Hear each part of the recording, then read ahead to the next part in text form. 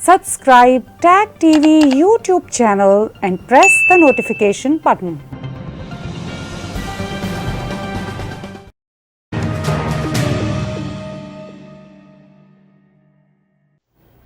छह जनवरी को जब कैपिटल हिल वाशिंगटन में हमला हुआ तो उसके बाद पूरी दुनिया का मीडिया चीख उठा कि इंसरेक्शन हो गई।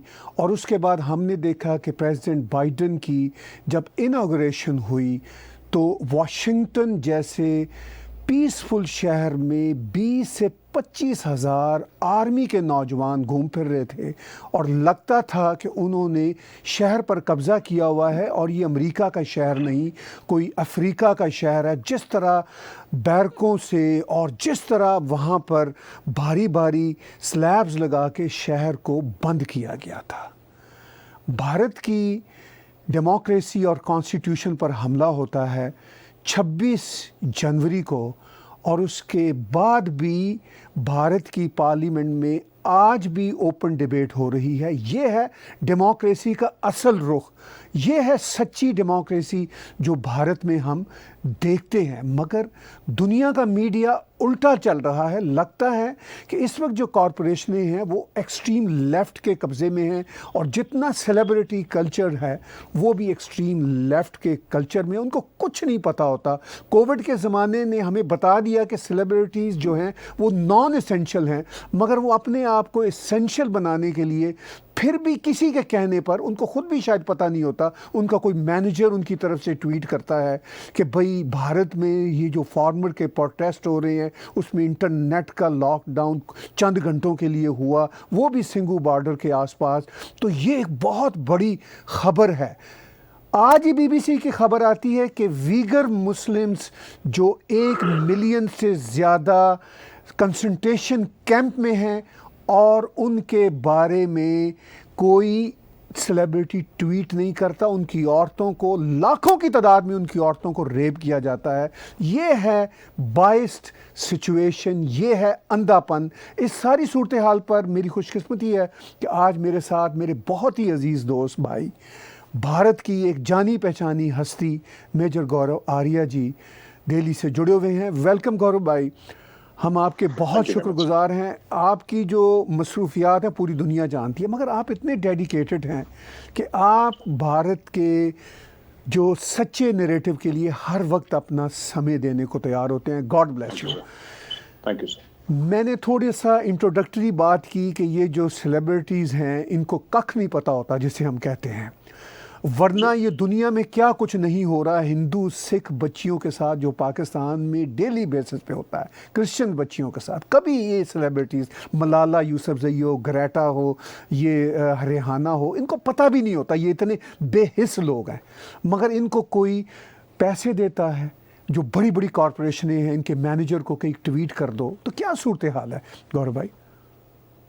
नहीं, ताहिर साहब आपने बिल्कुल ठीक बात करी। और होता भी ऐसे, इनकी पीआर एजेंसीज होती हैं बड़ी बड़ी, और पीआर एजेंसीज बोलती हैं कि ये इनके लिए एक तो ये तरीका भी है अचानक फेम पाने का, क्योंकि फार्मर प्रोटेस्ट पे पूरी दुनिया की नजरें हैं, सारा इंटरनेशनल मीडिया उसको कवर कर रहा है। अब देखिए ताहिर साहब, अगर रिहाना ट्वीट करती है और रिहाना एक बहुत बड़ी सेलिब्रिटी है तो रिहाना को वो पब्लिसिटी मिलती है ये ट्वीट करने से जो कि मिलियंस ऑफ डॉलर्स खर्च करती तब उसको नहीं मिलती। अचानक सब लोग, इंडिया की गवर्नमेंट भी पीछे लग गई है, सब लोग पीछे लग गए हैं, ट्वीट कर रहे हैं सब लोग। तो सडनली, अच्छा, भारत में रिहाना को कौन जानता है? जो अंग्रेजी जानते हैं, जो अंग्रेजी म्यूजिक का शौक रखते हैं, वही जानते हैं रिहाना को। जो सड़क पे चलता आम इंसान है वो तो जानता नहीं रिहाना को। लेकिन रिहाना के ट्वीट के बाद मीडिया ने इतना कवर करा कि अब 50% या 50%, 50% भारत तो जान चुका होगा कि रिहाना नाम की कोई सेलिब्रिटी है, कोई सिंगर है। तो एक तो ये चीज है। दूसरी एक और चीज है ताहिर साहब, जो मैं अक्सर बोलता हूं लोगों को, कि जो मुल्क अंदर से हर समय वहां पे कुछ ना कुछ होता है वो बाहर ताकतवर नहीं बन सकता। अगर हम कहते हैं कि India will become a global super power, अगर हम ये कहते हैं तो कि इंडिया बनेगा किसी दिन, या इकोनॉमिक पावर हाउस बनेगा, सुपर पावर, ये बाहर की ताकतों ने इंडिया को अंदर से इतना मसरूफ रखा है। मैं आपको गिनवाता हूं। जैसे साहब देखिए, लाइन ऑफ एक्चुअल कंट्रोल पे चाइना के साथ कशीदगी चल रही है, लाइन ऑफ कंट्रोल पे पाकिस्तान के साथ है, और वहां पे हजारों लोगों की डिप्लॉयमेंट सियाचिन ग्लेशियर पे है। 8 से लेकर 10 ऐसे हमारे स्टेट्स हैं जहां पे वो नक्सलाइट की प्रॉब्लम चल रही है, राइट? और ये सब इंडिया में हमारी यूनिवर्सिटी से क्या बयानात आ रहे हैं, तो हर समय इंडिया को एक ऐसे स्टेज पे रखा गया है because of outside interference and outside conspiracies, कि आपने ऐसी साजिशें करके, ऐसे काम करके भारत के अंदर, कि भारत कहीं निकल के आगे ना चला जाए, ये बड़ी प्रॉब्लम हो जाएगी। तो आपने अंदर से ऐसी टूट फूट मचा रखी है भारत के अंदर। तो यही चीज है, जैसे कि आपने बात करी सिंगू बॉर्डर पे फार्मर का प्रोटेस्ट है, तो मैं भी ये मानता हूं कि उनका पूरा हक है ना फार्मर्स का, कोई मना नहीं कर रहा। लेकिन जब मुझे आधे घंटे किसी बुजुर्ग को अस्पताल ले जाना पड़ता है, अपने फादर को मुझे अक्सर ले जाना पड़ता है, फादर इज वेरी ओल्ड और कुछ सालों से प्रॉब्लम चल रही, सो जब भी हम उनको ले जाते हैं, अब देखिए ले जाना है, जो आधे घंटे का रास्ता है साहब, वो 3-3 घंटे में पूरा हो रहा है, क्योंकि एक बॉर्डर की आपने पूरा ब्लॉक कर दिया, फिर इधर से आपने पूरा यूपी बॉर्डर आपने ब्लॉक कर दिया, और वहां पे सिंगू बॉर्डर आपने ब्लॉक कर दिया, तो पूरा गडलॉक हो गया ना एक किस्म का पूरे शहर का। तो आपने ये कर दिया, तो अगर आपको फार्मर्स को भी ये सोचना चाहिए कि साहब अगर हम कर रहे हैं, कोई प्रोटेस्ट कर रहे हैं, तो आम शहरी की जिंदगी में आप उसको नर्क ना बनाए ना। फिर आम शहरी की जिंदगी आपने बर्बाद कर दी, फिर आप कह रहे हैं कि साहब हम, तो फिर लोगों का आशीर्वाद थोड़े समय के बाद हट जाता है, अगर आपका कॉज जेन्युइन भी हो। और दूसरी एक और चीज है कि फार्मर लीडर्स को डे 1 पे जो खालिस्तानियों को इन लोगों ने इनकरेज करा था यहाँ पे, भाई भिंडरा वाले के पोस्टर लगा रहे थे, भिंडरा वाले के झंडे लगा रहे थे, खालिस्तान के नारे लग रहे थे, तब ये फार्मर लीडर्स ने नहीं इनको भगाया वहां से।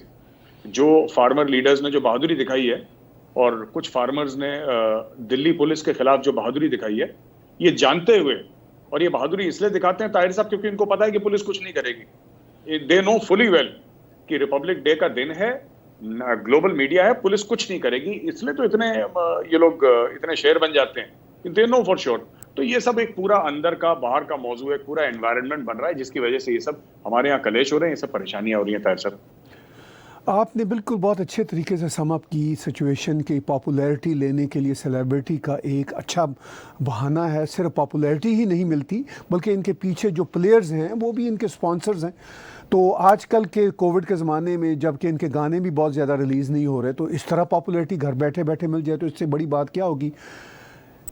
एक बार आपने मेरे साथ शो में बातचीत करते हुए गौरव भाई बड़ी ही पेचीदा बात की थी, मगर वो बड़ी सच्ची बात है कि भारत को जहाँ पर भारत के ख़िलाफ़ जो एलिमेंट्स हैं भारत से बाहर बैठे हुए उनसे ख़तरा है, वहाँ भारत के अंदर एलिमेंट्स जो हैं उनसे बहुत ख़तरा है। इस फार्मर प्रोटेस्ट के, जिसके आप भी सपोर्टर हैं, मैं भी सपोर्टर हूँ, एज लॉन्ग एज पीसफुल हो, एज लॉन्ग एज लोगों की ज़िंदगियों को डिसरप्ट ना करें, लेकिन वो डिसरप्ट कर रहा है, हमें वो बात पसंद नहीं है।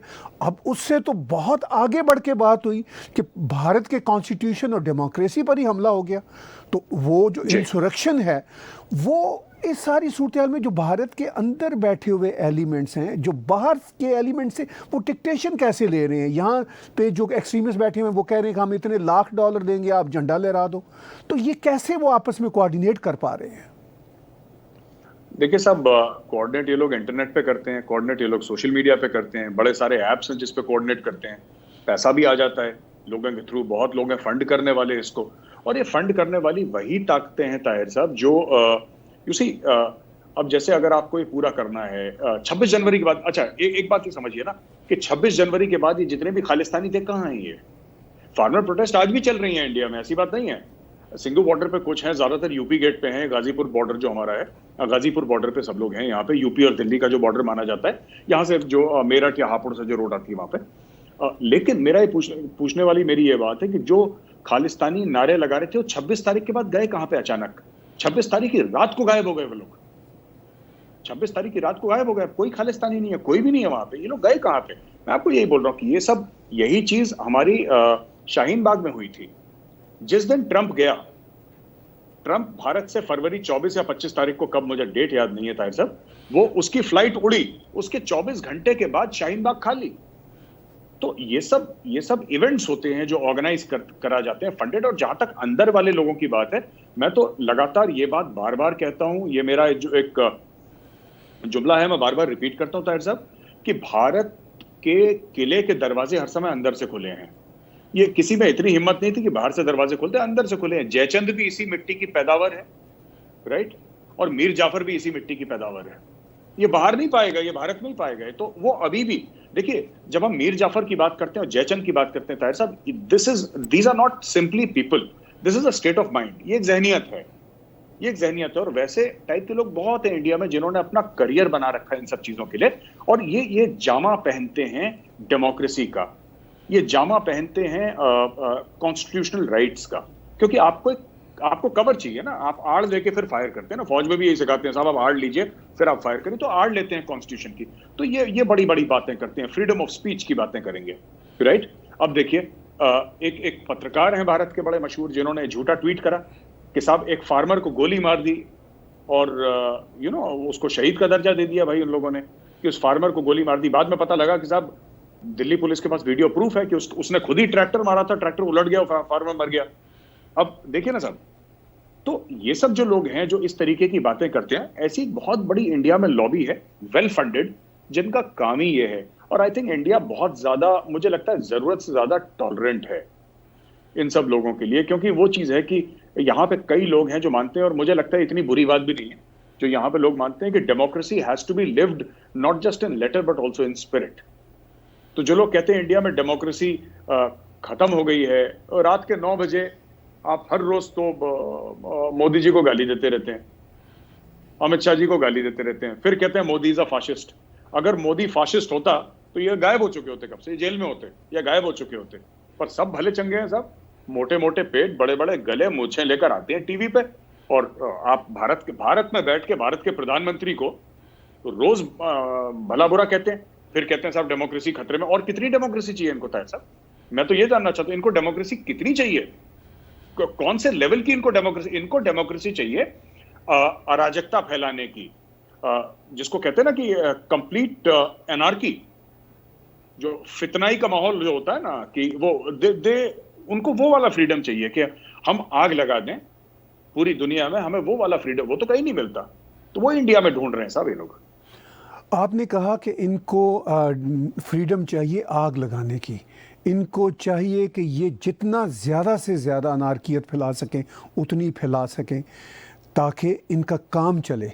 लेकिन सवाल ये है कि हम यहाँ वेस्टर्न वर्ल्ड में देखते हैं गौरव भाई, यहाँ पर भी लिमिट है।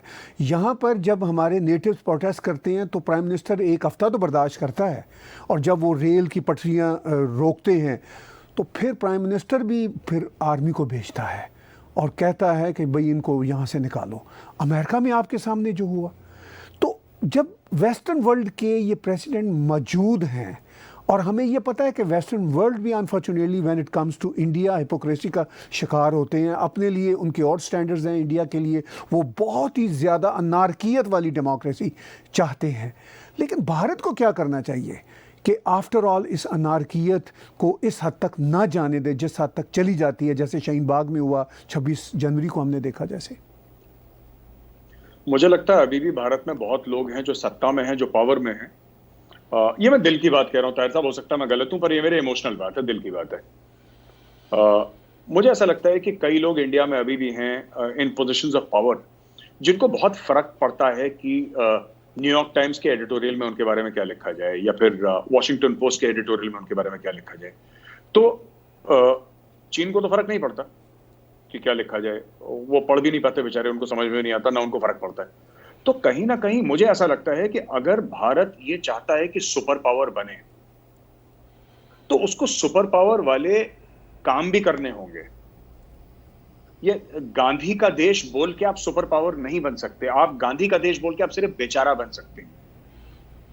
आपको कहीं ना कहीं ये रियलाइज करना पड़ेगा कि ठीक है,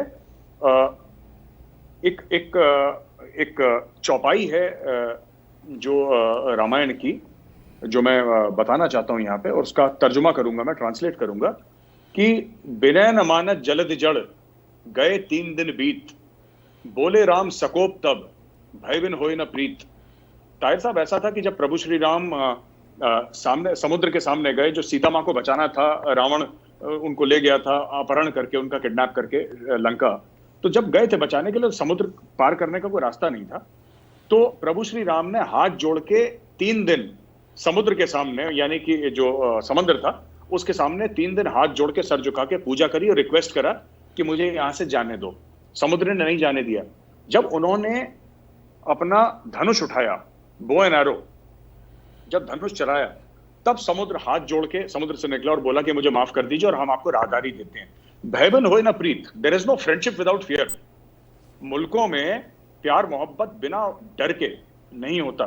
जब तक आपका कोई मुल्क आपसे डरेगा नहीं। तो मैं अक्सर इनसे बोलता हूं, ये जो आपकी फौजें हैं, ये किस चीज के लिए रख रखी हैं? आपने रिपब्लिक डे की परेड के लिए रख रखी हैं? काय के लिए रख रखी हैं? If you cannot you know if you cannot punish your enemies, if you cannot punish your enemies, then what good are you? आप क्या कर रहे हैं इधर? तो ये सब भारत को छोड़ना पड़ेगा कि हमारे बारे में कौन क्या बोल रहा है, हमारे बारे में कौन कैसे बोल रहा है, किसी की क्या फीलिंग है। रिहाना ने क्या बोल दिया? रिहाना कौन है? रिहाना कौन पूछ रहा है रिहाना को? Who's Rihanna? Who's she? Rihanna से बड़ा सुपरस्टार तो वो है इंडिया में, जो बिग बॉस में 10-15 लोग उस घर के अंदर बंद रहते हैं ना।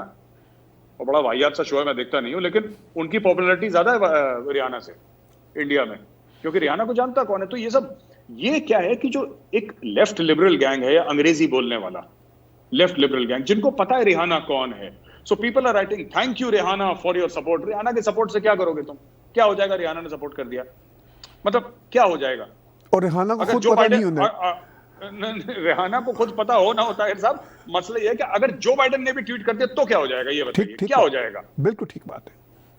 कोई हिंदुस्तान का कुछ नहीं कर सकता। तो ये कॉन्फिडेंस होने की जरूरत है। और ये न्यूयॉर्क टाइम्स और वॉशिंगटन पोस्ट जो लिखता है लिखे, इसमें इतना ज्यादा हमें वो फिक्र करने की जरूरत नहीं कौन हमारे बारे में क्या बोल रहा है। आप वो लिखा था ना, बड़ा फेमस बांग्ला गीत है कि अकेला चलो रे, अकेले चलते रहो, अगर तुम्हारे साथ कोई ना आए अकेले चलो, कोई दिक्कत नहीं।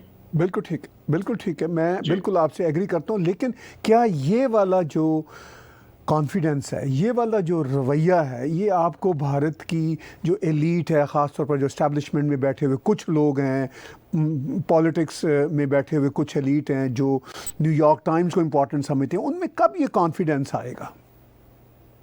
देखिए, उनमें बात कमी कॉन्फिडेंस की नहीं है। बात यह कि जब अंग्रेज चले गए ना, तो हमारे मालिक की सिर्फ चमड़ी बदली ना, गोरे की जगह भूरे बन गए। वो मालिक तो वही गोरा साहब ही है अभी भी, वो उसका रंग भूरा है चमड़ी का, दैट्स ऑल। तो ये एक जहनियत है, ये एक मानसिकता है जिसको हम हिंदी में कहते हैं ताहिर साहब, ये कभी चेंज नहीं होगी। एक सेल्फ लोथिंग पाई गई है यहाँ पे कुछ एलीट में, एक सेल्फ लोथिंग है कि हम बुरे हैं। हम क्यों बुरे हैं ये हमें नहीं पता। हमने किसी के घर में डाका डाल दिया, किसी के घर के औरतों को उठा लिया, हमने किसी की जमीन पर कब्जा कर लिया, हमने क्या करा? हमने करा कुछ नहीं, लेकिन हम बुरे हैं, ये एक माइंडसेट है। हमने कुछ तो करा होगा। So always that loathing, and this self-loathing is in some people, it's very deep and it's very very dangerous. And ऐसी लोग, और हिंदुस्तान एक, और ये दुनिया भर में होता है, लेकिन हिंदुस्तान में खास तौर से आप देखें, जो भी लेफ्टिस्ट्स हैं ताहिर साहब, they are very rich people, most of them, ये बड़े अमीर लोग हैं, ये जो टीवी पे आके अंग्रेजी बोलते हैं खास एक्सेंट के साथ। ये जो जिसको हम लोग कहते हैं ना इंडिया में, बाहर तो पब्लिक स्कूल का अलग मतलब है, यहाँ पे पब्लिक स्कूल का अलग मतलब है। जी। तो यहाँ पे प्राइवेट स्कूल्स को पब्लिक स्कूल बोल देते हैं।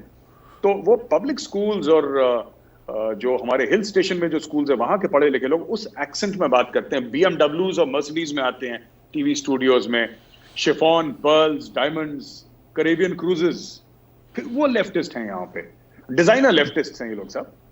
देखिए, आपने बिल्कुल सही बात की। यहाँ पर भी अमेरिका, कनाडा, यूरोप में भी हम जो लेफ्टिस्ट हैं वही कॉरपोरेशनें चला रहे हैं, वही अब अमीर हैं।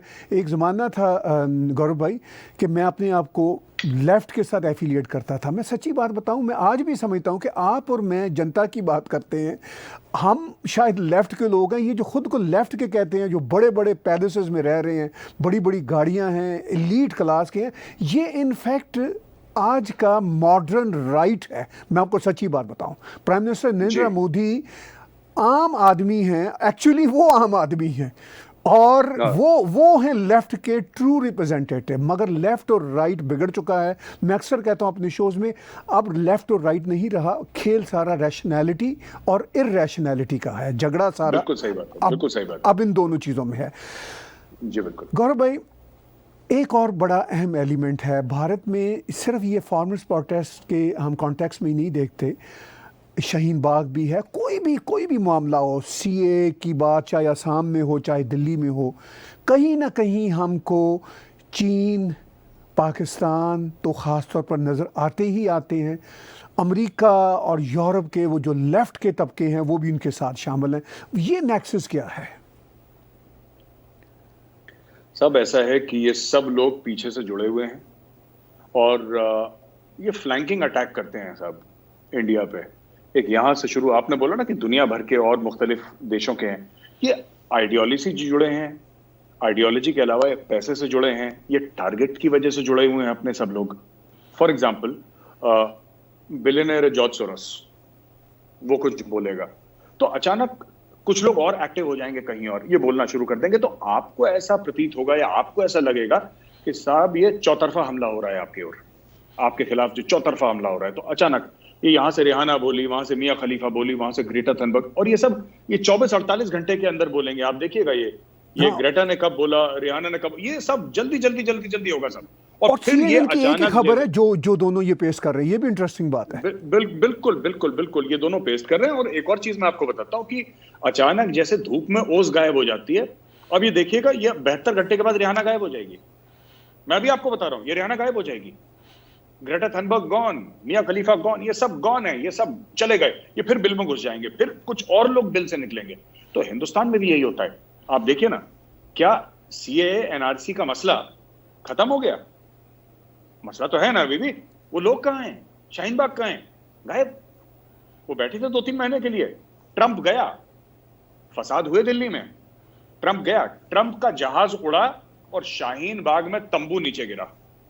उन्होंने बोला ट्रंप चला गया, हम किस लिए कर रहे हैं, हटाओ यहां से। वो जो बॉलीवुड के सेलिब्रिटीज थे, बड़े बड़े डायरेक्टर, मैं उनका नाम नहीं लेना चाहूंगा, बड़े बड़े डायरेक्टर और साहब इतने 30 मार खान एक्टर जो हैं, ये सब लोग आते थे, बिजनेस क्लास की फ्लाइट पकड़ के आए, साहब शाहीन बाग में लेक्चर दिया, सब कुछ करा। अचानक एक दिन, अचानक शाहीन बाग गायब, एक्टर वैक्टर ये सब गायब, ये इकोसिस्टम अचानक गायब हो गया। ये एक वेल ऑयल्ड इकोसिस्टम है। ये जैसे कि हम लोग कहते हैं ना स्लीपर सेल, ये एक किस्म के स्लीपर सेल हैं। ये I am not calling them sleeper cells, but मैं समझाने के लिए बता रहा हूं, ये एक किस्म के ताहिर साहब स्लीपर सेल्स हैं। इनको आपने एक्टिवेट करा, और जैसे ही एक्टिवेट करा, इन्होंने अपना काम करा, वापस आपने इनको दराज में डाल दिया, बंद करके ना, वो मॉथ बॉल करके आपने इनको डाल दिया अंदर, फिर अगले विंटर फिर निकलेंगे ये लोग। तो ये सब करते रहते हैं, चारों तरफ का इकोसिस्टम है। आपने कहा कि इन सब का इकोसिस्टम है, इसको जो इंटरनेशनल मीडिया जो है वो इसको स्पिन करता है और फिर एक नैरेटिव भारत के ख़िलाफ़ क्रिएट होता है। एक मामला और है भारत का, जो हम यहाँ पे बैठे हुए ख़ास तौर पर देखते हैं कि अमेरिका कनाडा में, कि भारत का नैरेटिव इंग्लिश में हमें नहीं देखने सुनने को उस लेवल पे आता जिस लेवल पे अल जज़ीरा है, जिस लेवल पे टर्किश टीवी है, जिस लेवल पे CNN है, BBC है। भारत का म्यूज़िक एंटरटेनमेंट का जो जहान है वो तो बहुत ही ज़बरदस्त है, लेकिन नैरेटिव की दुनिया में हम क्यों इनको काउंटर नहीं कर पा रहे इन्हीं के लेवल पर, इन्हीं की दुनिया में रहते हुए? ताहिर साहब बहुत अच्छा सवाल है, और कमी तो है, देखिए कमी तो है, ज़बरदस्त कमी है। और अगर ये ऐसी बात नहीं है कि भारत के पास पैसा नहीं है, या भारत का रसूख नहीं है, या भारत चाहे तो 100 कंट्रीज में 6 महीने के अंदर स्टूडियो खड़े नहीं कर सकता, ये सब कर सकता है। लेकिन एक एलिमेंट मिसिंग है, यू नो, नैरेटिव का। यही मैं कह रहा हूं ना कि कुछ ऐसे लोग भी हैं भारत में जिनको न्यूयॉर्क टाइम्स में क्या छपता है, मैं तो कह रहा हूं भारत को यह समझना चाहिए कि भारत पैसा खर्च करके डाले $1-2 बिलियन और अमेरिका के अंदर एक और न्यूयॉर्क टाइम्स खड़ा कर दे। क्या दिक्कत है? न्यूयॉर्क टाइम्स के जो बेस्ट लोग हैं, तनख्वाह पे काम करते हैं ना, किसको कितना मिलता है? $80,000। आप बोलो साहब हम आपको 100,000 देंगे, $120,000 देंगे, आप हमें ज्वाइन करो। सब लोग पैसे के लिए लिख रहे हैं, सब आएंगे धीरे धीरे। आप सबको करें, न्यूयॉर्क में बिल्डिंग लीजिए, आप न्यूयॉर्क टाइम्स का आप कुछ और नाम दे दीजिए उसको, वो सारे क्रेडिबल नाम आ जाएंगे। आप एक और न्यूज़पेपर खड़ा कर दीजिए इंडिया का, कौन मना कर रहा है? आप मिडिल ईस्ट में खड़ा करिए, आप टीवी चैनल्स खड़े करिए। तो ये समझ जो है ना, ये समझ कि साहब ये हमें एक नैरेटिव की लड़ाई है, ये समझ अब धीरे धीरे इंडिया में आ रही है। और मैं यकीन दिलाता हूं जिस दिन इंडिया को बात समझ में आ गई तो they will do it very fast. पर वो समझ अभी पूरी तरीके से आई नहीं है कि ये भी एक हाइब्रिड वॉरफेयर है जो भारत के खिलाफ हो रहा है। हम इसको नॉन काइनेटिक वॉरफेयर कहते हैं, नॉन कॉन्टैक्ट वॉरफेयर कहते हैं, 5th जनरेशन वॉरफेयर भी कहते हैं, ये ग्रे जोन वॉरफेयर भी है। और सबसे बड़ी बात, ये इन्फ्लुएंस ऑपरेशंस भी हम इसको कहते हैं, एक अम्ब्रेला टर्म है इन्फ्लुएंस ऑपरेशंस, कि आप किसी की बुद्धि, किसी की मानसिकता, किसी के जहन पे आप किस तरीके से दबाव डालते हैं और उसको किस तरीके से कन्विंस करते हैं ताहिर साहब। तो ये सब चीजें होती हैं जो हमें समझने की जरूरत है। और मैं चाहता हूं इंडिया जागे, अब जाग रहा है धीरे धीरे, और ऊपर वाला करे कि जल्दी जागे और इस पे काम करे, क्योंकि भारत के लिए कोई मुश्किल चीज नहीं है। अगर कल भारत ये चाहे कि उनको एक न्यूयॉर्क टाइम्स और एक वॉशिंगटन पोस्ट खड़ा करना है, तो उनकी क्रेडिबिलिटी वाला 10 साल के अंदर भारत खड़ा कर सकता है, 6 महीने के अंदर तो ऑपरेशन शुरू हो जाएंगे, और बाकी क्रेडिबिलिटी बनने में जो टाइम लगेगा लगेगा. Get the best of the people and pay them. It's only a function of money in the end, because credibility अखबार की कैसे बनती है? एक बिल्डिंग की क्रेडिबिलिटी, न्यूयॉर्क टाइम्स की बिल्डिंग है उसकी क्रेडिबिलिटी नहीं है, जो न्यूज़पेपर में लिख रहा है उसकी क्रेडिबिलिटी है. और वो लोग आपको चाहिए, वो सैलरीड पीपल है, दे गेट मनी. आप उसके एडिटर को कितना पैसा मिलता है? उसको $250,000 मिलते हैं, $500,000 मिलते हैं. You give him $1 million. आप बोलो न्यूयॉर्क टाइम्स के एडिटर को तोड़ लो भाई, वो जिंदगी भर न्यूयॉर्क टाइम्स में पहले भी कहीं और काम करता होगा ना, वो छोड़ के आ जाएगा आपके पास. आप $2 million दे दो, ले लो. उससे बोलो टीम ले आए पूरी, वॉशिंगटन पोस्ट से लोग ले आओ, खड़ा कर दो, ओवरनाइट खड़ा हो जाता है. शेख क्या करते हैं? अल जजीरा जब खड़ा करा था उन्होंने क्या करा था? दे थ्रू मनी. उनके पास पैसा है, उनको पता था कि ग्लोबल नेटवर्क हमें करना है, उन्होंने पैसा फेंका, दुनिया भर के लोग ज्वाइन कर दिए. हिंदुस्तान में एक और सबसे बड़ा मसला पता है हमारे साथ क्या है साहब? जो मोदी जी के टारगेट में है वो, हिंदुस्तान में आप देखिए स्टेट कितने हैं, राइट? और आप ये देखें साहब कि हमारे यहाँ चुनाव कब कब होते हैं. If you take an average, every 2.5 months there is an election in India. तो सारी एनर्जी उधर ही है सर. फोकस, एनर्जी, ध्यान सब कुछ उधर ही है. हर 2.5-3 महीने में तो आपके यहाँ इलेक्शन हो रहे हैं. अभी बंगाल का होने वाला है, फिर असम का होने वाला है. अच्छा, उसमें भी सेंट्रल लीडरशिप को जाना है. ये हिंदुस्तान के 90% मसले तब खत्म होंगे जब आप बोलेंगे कि साहब एक साथ चुनाव सबका करके. मोदी जी ने बात भी करी थी, तो काफी पॉलिटिकल पार्टीज नाखुश हो गई इससे. उनको करना पड़ेगा इससे कि एक साथ आप चुनाव करें, एक साथ चुनाव करें, बाकी 5 साल के लिए पूरी कौम फारेगा. अब कोई नहीं जाएगा वोट करने के लिए. वरना कभी झारखंड में हो रहा है साहब, कभी तमिलनाडु में हो रहा है. ये 30 राज्य में तो हर समय कुछ ना कुछ दिवाली होली मनती रहती है यहाँ पे. हर समय इसको फेस्टिवल ऑफ डेमोक्रेसी करके हमारे माथे पे यहाँ पे ठप्पा लगा दिया, फेस्टिवल ऑफ डेमोक्रेसी, और हमारा तबाह कर दिया मामला पूरा साहब कि फेस्टिवल ऑफ डेमोक्रेसी एंजॉय करो. सब नाच रहे हैं जुनूनियों की तरह यहाँ पे कि चुनाव है, वोट करेंगे. हर 2.5-3 महीने में यहाँ पे इलेक्शन है.